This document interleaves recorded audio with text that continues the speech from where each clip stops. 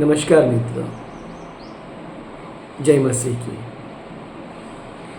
આ વિડીયોમાં આજે આપણે એક બાબત માટે વાત કરવા માંગીએ છીએ.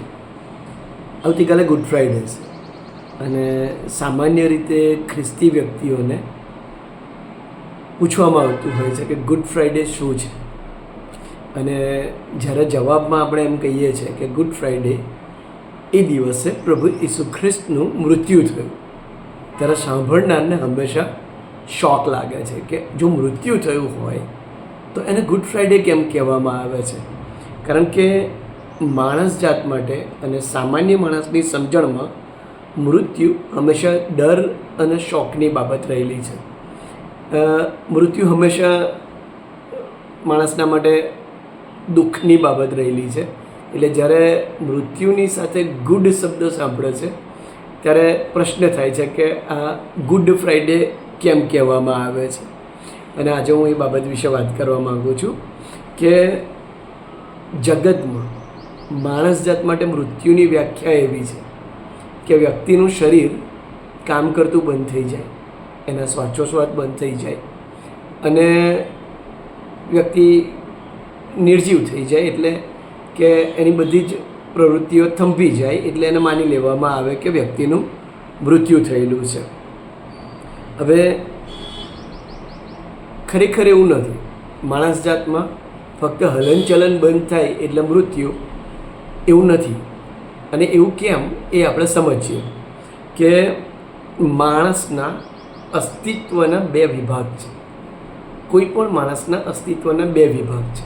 તમે દરેક ધર્મશાસ્ત્રમાં જોશો, ફક્ત બાઇબલ નહીં પણ કોઈ પણ ધર્મશાસ્ત્રમાં જોશો તો એમાં લખેલું છે કે માણસનું શરીર એ જમીનમાંથી લેવાયેલું છે. હિન્દુ ટર્મિનોલોજીમાં એના માટે શબ્દ વાપરવામાં આવે છે પંચમહાભૂત. બાઇબલમાં લખ્યું છે પરમેશ્વરે જમીનમાંથી માટી લીધી અને એમાં પોતાનો શ્વાસ મૂક્યો અને મનુષ્ય જીવંત પ્રાણી થયો. એટલે કે માણસ એ જમીન અને સ્વર્ગનું સંયોજન છે. માણસનું શરીર એ જમીનમાંથી લેવાયેલું છે અને માણસનો આત્મા એ પરમેશ્વરના પોતાનામાંથી, એમના અસ્તિત્વમાંથી માણસને આપવામાં આવેલો છે એ માટીને જીવંત કરવા માટે. અને જો એ સ્વર્ગીય હસ્તક્ષેપ અથવા તો સ્વર્ગમાંથી આવતો અંશ જો જમીનમાંથી લીધેલી બાબતમાંથી લઈ લેવામાં આવે ત્યારે માટી પાછીથી માટી બની જાય છે. એટલે કે એમ કહેવાય કે શરીરમાંથી જ્યારે આત્મા જતો રહેશે ત્યારે મૃત્યુ થાય છે. હવે જ્યારે માણસના શરીરને કે માણસના અસ્તિત્વમાં આપણે બે વિભાગમાં વહેંચીએ છીએ ત્યારે એના જે ફંક્શનની બાબત છે એ પણ એ જ પ્રકારની છે.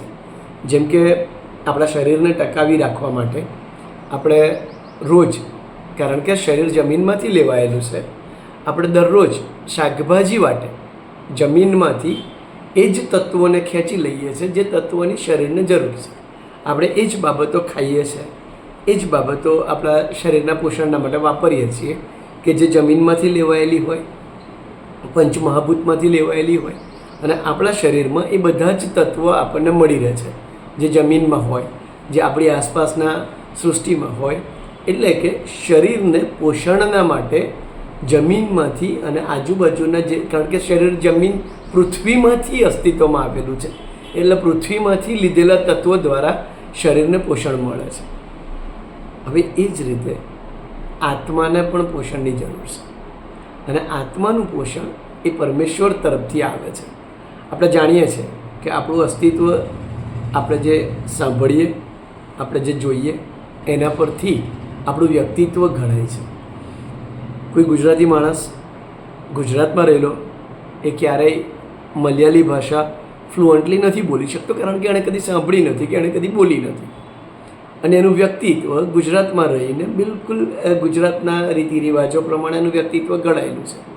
એટલે ટૂંકમાં માણસ જે કંઈ પણ સાંભળે, જે કંઈ પણ અનુભવમાં આવે એના દ્વારા માણસના વ્યક્તિત્વનું ઘડતર થાય છે. એટલે માણસની રચના એવી રીતે થયેલી છે કે માણસ જે સાંભળે એના દ્વારા એનું ઘડતર થાય. માણસ સ્વતંત્ર નથી. એ જે સાંભળે છે એના દ્વારા એ પોતાના કેરેક્ટરને બિલ્ડ કરે છે, એ જે કંઈ પણ જુએ છે એના દ્વારા કેરેક્ટરને બિલ્ડ કરે છે. અને ઓરિજિનલી માણસને બનાવવામાં આવેલો કે એ પરમેશ્વર પાસેથી સાંભળ્યો.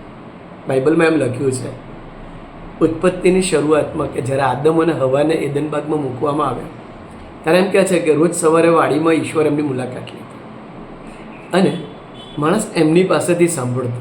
કારણ કે માણસ પરમેશ્વરનું સર્જન છે અને હંમેશા કોઈ પણ સર્જન એ પોતાના સર્જનહારના હેતુ અને ઈચ્છા માટે અસ્તિત્વમાં આવેલું હોય છે. આપણે હંમેશા જ્યારે વિચારીએ ત્યારે અત્યારે માણસ જાતને જોઈએ તો માણસો સતત એવું વિચારતા હોય છે કે આ પૃથ્વી અને આ સમગ્ર સર્જનના કેન્દ્રમાં હું છું. ખરેખર એવું નથી. આપણે પણ આપણી આજુબાજુ જે સર્જન દેખાય છે એ જ સર્જન જેવું આપણે એક સર્જન છીએ અને આપણી એક ટાઈમ લિમિટ છે. અને એ ટાઈમ લિમિટ પછી આપણે કોઈ પણ દાવા નથી કરી શકતા, કોઈ પણ પ્રકારના હક નથી કરી શકતા. એટલે એક વસ્તુ સમજી લેવાની જરૂર છે કે આપણે કોઈકના દ્વારા બનાવવામાં આવેલા છે અને એણે આપણને એના હેતુ અને ઈરાદા માટે બનાવેલા છે. હવે પરમેશ્વરે જ્યારે મનુષ્યને બનાવ્યો ત્યારે એને બનાવવા માટેનું જે કારણ હતું એ હતું કે પરમેશ્વરના બનાવેલા વ્યક્તિ દ્વારા અથવા તો માણસ દ્વારા પરમેશ્વરને મહિમા મળે. હવે એક શ્લોક છે, કર્મણ્યેવાધિકારસ્તે મા ફલેષુ કદાચન. એનો સારાંશ એમ કહે છે કે કર્મ કરો અને ફળની આશા ના કરો. હવે વોટ ઇઝ કર્મ? કર્મ એટલે શું? જેમ કે હું એક વ્હીકલ ખરીદીને લાવું છું, સમજી લો કે એક્ટિવા. હવે કંપનીમાંથી મેં એક્ટિવા એટલા માટે લીધું છે કે મારે એક જગ્યાએથી બીજી જગ્યાએ જવા માટે એની જરૂર પડે, હું એના પર બેસીને ટ્રાવેલ કરી શકું, એના પર બેસીને આગળ ધપી શકું. અને કંપનીએ એનું સર્જન એટલા માટે કર્યું છે કે એમાં પેટ્રોલ નાખવામાં આવે અને એ અમુક લીટરના અમુક કિલોમીટર લેખે એના પર બેસનાર વ્યક્તિને, એના માલિકને કોઈક જગ્યાએ લઈ જાય. હવે હું એક એક્ટિવા ખરીદીને ઘરે લાવું. હવે એવું થાય કે એમાં ચાવી નાખ્યા પછી એમાં સરસ મજાની લાઇટો થાય, અલગ અલગ કલરની, અલગ અલગ પ્રકારની. એમાંથી ઘણું સારું મ્યુઝિક સાંભળવા મળે. પણ જો એ આગળ ના ચાલે તો એને જે કર્મ માટે, એનો જે ડિફોલ્ટ હેતુ છે જેના માટે એને બનાવવામાં આવેલું છે એ પરફોર્મ નથી કરી રહ્યું. એનો મતલબ કે જે હેતુસર એનું સર્જન થયું એ હેતુને જાળવી રાખવામાં એ ફેલ થયું છે. સેમ વે જેમ આપણે જોયું કે માણસનું જમીનમાંથી, શરીર જમીનમાંથી લેવાયું અને આત્મા પરમેશ્વરમાંથી એટલે કે પરમાત્માથી આવે. હવે જો આત્મા પરમાત્મામાંથી આવે છે તો એનું ડિફોલ્ટ કર્મ શું છે? દીકરો કોના જેવો હોય? પોતાના પિતા જેવો. એટલે કે આત્માનું ડિફોલ્ટ કર્મ એ પરમાત્માને પ્રગટ કરવાનું છે. આપણા દરેક કાર્યો દ્વારા, આપણા જીવનના દરેક પાસા દ્વારા આપણે પરમાત્માને પ્રગટ કરવાના છે અને એમનો હેતુ પૂરો કરવાનો છે. અને આપણે પરમાત્મા પાસેથી સાંભળીને આપણા જીવનને આગળ ધપાવવાનું છે. પણ ઉત્પત્તિની શરૂઆતમાં કોઈક તબક્કે એવું થયું કે માણસ જાતે પાપ કર્યું અને પાપ કરવાના કારણે, કેમ કે ઈશ્વર પવિત્ર છે અને એ પાપની સાથે સમાધાન નથી કરતા, એટલે કે ઈશ્વર પાપની હાજરીમાં પોતે રહી શકતા નથી. એટલે પરમેશ્વરનો જે માણસ સાથેનો સંબંધ હતો એમાંથી પરમેશ્વર દૂર ખસ્યા, કારણ કે માણસ જાતે પોતાની જાતને પાપમાં પતિત કરી. અને માણસ પરમેશ્વર પાસેથી સાંભળતો બંધ થયો. અને જેમ આપણે શરૂઆતમાં જોયું કે માણસ આત્મા અને શરીર બેનું સંયોજન છે. એટલે એના પછી એવું થયું કે માણસના શરીરને પોષણ મળવાનું ચાલુ રહ્યું, પણ માણસે પરમાત્મા પાસેથી સાંભળવાનું, જે શબ્દો પરમાત્મા પાસેથી આવે છે, જે માર્ગદર્શન પરમાત્મા પાસેથી આવે છે અને જેના દ્વારા આત્માને સંતુષ્ટિ થાય છે, જેના દ્વારા આત્મા સંપૂર્ણ થાય છે, પરિપૂર્ણ થાય છે અને જેના દ્વારા આત્મા પોતાનો હેતુ સમજી શકે છે, એ સંબંધ પાપના કારણે માણસે પરમેશ્વર પાસેથી તોડી નાખ્યો.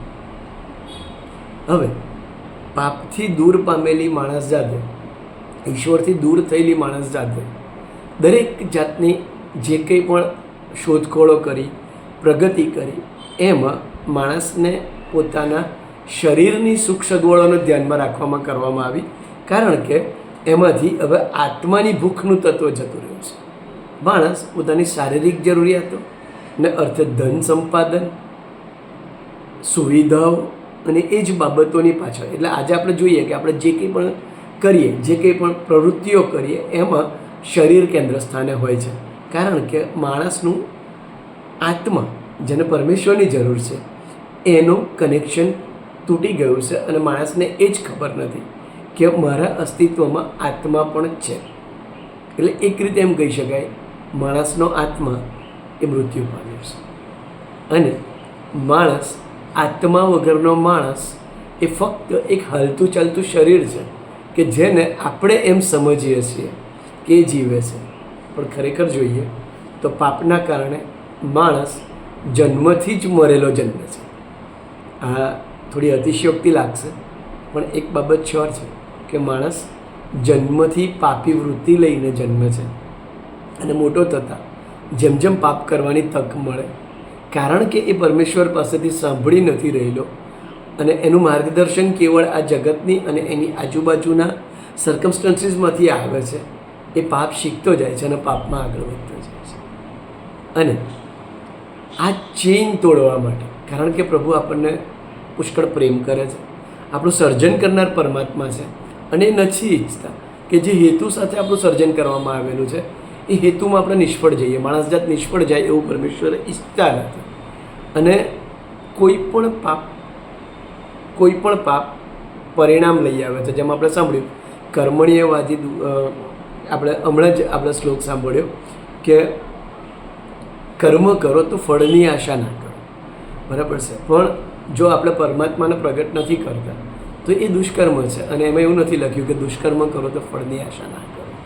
દરેક દુષ્કર્મ, દરેક પાપનું ફળ આપણે ભોગવવું પડે છે અને એ પાપના ફળ આપણને પરમેશ્વર સાથે એક થતાં રોકે છે અને આપણને પરમેશ્વરથી દૂર લઈ જાય છે.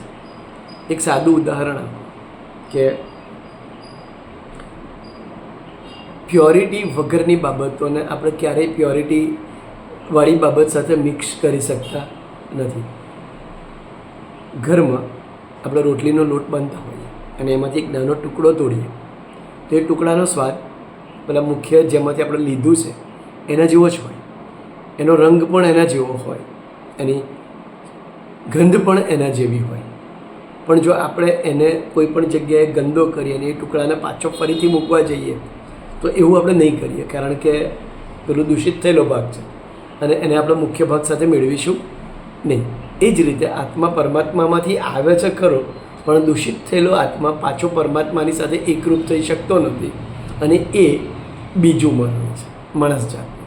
માણસ એપેરેન્ટલી પોતાના શરીર દ્વારા બંધ થઈ જાય છે મરીને, એની પ્રવૃત્તિઓ બંધ થઈ જાય છે અને ફરીથી એ પરમેશ્વરને મળી નથી શકતો, પરમેશ્વરમાં એકરૂપ નથી થઈ શકતો. એ એનું બીજું મરણ છે અને એ મરણની ચેઇન તોડવા માટે પ્રભુ ઈસુ ખ્રિસ્ત આવ્યા કે જે પાપો આપણે કર્યા છે, જે પાપોના કારણે આપણે પરમેશ્વરથી દૂર છીએ અને જે પાપોના કારણે પરમેશ્વરની હાજરી આપણા જીવનમાંથી જતી રહેલી છે, એ પાપોના પસ્તાવા માટે પ્રભુ ઈસુ ખ્રિસ્તે પોતાનું જીવન આપ્યું. જે સજા આપણા માટે મુકરર થયેલી હતી, જે સજા માણસ જાતના માટે નક્કી થયેલી હતી કે એના પાપના પરિણામો રૂપે એ સજા એણે ભોગવવી પડે, એ સજાને પ્રભુ ઈસુ ખ્રિસ્તે પોતે આવીને પોતાના જીવન દ્વારા, પોતાના ક્રૂસ પરના મરણ દ્વારા એ સજાને ભોગવી દીધી અને એમણે ત્રીજા દિવસે સજીવન થઈને એમ કીધું, પસ્તાવો કરો અને વિશ્વાસ કરો કે મેં તમારા વતી પાપની કિંમત ચૂકવી છે. અને પ્રભુ ઈસુ ખ્રિસ્ત આપણા પાપની કિંમત ચૂકવીને ફરી એકવાર આપણા માટે પરમાત્મા સાથે એકરૂપ થવાનો દરવાજો ખુલ્લો મૂકીને ગયા. એમનું વચન એમ કહે છે, પસ્તાવો કરો અને વિશ્વાસ કરો. જો આપણે આપણા પાપોનો પસ્તાવો કરીએ અને આપણે આપણા અંતઃકરણથી ઝંખીએ કે મારા જીવનમાં મને પરમેશ્વરની જરૂર છે અને આપણે સાચા હૃદયથી પોતાના પાપો તરફથી પાછા ફરીને પરમેશ્વર તરફ ફરવા માંગીએ છીએ, તો પોતાના મૃત્યુ દ્વારા પ્રભુ ઈસુ ખ્રિસ્તે એ દરવાજો આપણા માટે ખુલ્લો કર્યો. એટલા માટે આ મૃત્યુ એ બાબતોનો અંત નહીં, પણ એક આશીર્વાદની શરૂઆત રૂપે આ મૃત્યુ આવ્યું. પ્રભુ ઈસુ ખ્રિસ્ત પોતે પાપી નહોતા, અને જેથી કરીને મૃત્યુ એમને સંઘરી ના શક્યું, અને ત્રીજા દિવસે એ પોતે સજીવન થયા. અને એ જ રીતે આપણે પણ પસ્તાવો કરીને એમના મૃત્યુમાં સહભાગી થઈને, એ મૃત્યુને આપણા જીવન ઉપર કબૂલ કરીને, પાપની સજામાંથી મૃત્યુ પામીને ફરી એકવાર આપણે એમની સાથે સજીવન થઈએ છીએ, નવા થઈએ છીએ, અને આપણો આત્મા જે પાપના પુંજથી પરમેશ્વરથી દૂર થયેલો હતો એ ફરી એકવાર પરમેશ્વર સાથે એકરૂપ થાય છે, અને આપણા નવા જીવનની શરૂઆત થાય છે. એટલા માટે જ ગુડ ફ્રાઈડે નામ આપવામાં આવેલું છે, શુભ શુક્રવાર. તો આજે હું જે આમંત્રણ આપવા માગું છું એ આમંત્રણ આપવા માગું છું. રિવાજો, ધર્મો એ આપણને આ પૃથ્વી પર આપણા જન્મ પછી આપણે જે એક સિસ્ટમ વિકસાવેલી છે એની તરફ દોરી જાય છે, પણ પાપોનો પસ્તાવ અને પરમાત્માની ઝંખના એ આપણને આપણા સર્જનહાર સાથેની એકરૂપતામાં દોરી જાય છે. તો આ દિવસોમાં આપણે સંકલ્પ કરીએ કે હા પ્રભુ, હું મારા પાપનો પસ્તાવો કરવા માગું છું. પિતા પરમેશ્વર પ્રભુજી, હું મારા પાપોનો પસ્તાવો કરીને પ્રભુ તમને ઓળખવા માગું છું, અને હું ઈચ્છું છું કે તમે મારા જીવનમાં આવો. તો આ ગુડ ફ્રાઈડેના દિવસથી આપણે સંકલ્પ કરીએ, પરમેશ્વરને અનુભવીએ, એના સ્વભાવને ઓળખીએ, એના જેવા થઈએ, અને જે હેતુ અને ઈરાદા સાથે પ્રભુએ આપણને બનાવ્યા છે એ હેતુને ઈરાદામાં આપણે આગળ વધીએ. Thank you so much. પ્રભુ સાંભળનાર દરેકને આશીર્વાદ આપો. પ્રભુ ઈસુ ખ્રિસ્તના નામમાં. આમેન અને આમેન.